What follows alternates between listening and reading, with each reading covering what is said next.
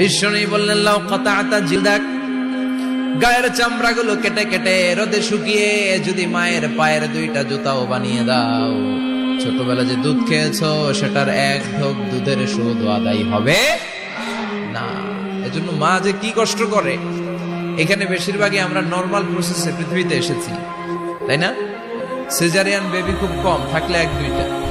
Normal প্রসেসে একটা বাচ্চাকে ডেলিভারি করতে একটা মায়ের যে কত কষ্ট হয় আপনি কল্পনাই করতে পারবেন না। চিকিৎসা বিজ্ঞান বলে একজন সুস্থ মানুষ ব্যথার একটা ইউনিট আছে, মাত্রা, ব্যথা মাপার একক। ৪৫ ইউনিট পেইন বা ব্যথা একজন মানুষ সহ্য করতে পারে। ব্যথার তীব্রতা বা মাত্রা যদি ৪৫ ইউনিটের বেশি হয়, যদি ছাড়িয়ে যায়, হয় লোকটা বেহুশ হবে, নয় মরে যাবে। আমার আর আপনার মা যখন আমাদেরকে নরমাল প্রসেসে ডেলিভারি করেছেন তখন তারা ৪৫ না 57 ইউনিট প্লাস ৫৭ থেকে ৬০ ইউনিটের পেইনও তারা ছাড়িয়ে গেছে। ৫৭ ইউনিটেরও বেশি ব্যথা তারা সহ্য করেছে, যেটা কোনো অ্যাক্সিডেন্টে আপনার দেহের ২০৬টা হাড্ডি আছে তো ২০টা হাড্ডি একসাথে কোনো অ্যাক্সিডেন্টে ভেঙে গেলে যত ব্যথা তার চেয়েও বেশি ব্যথা।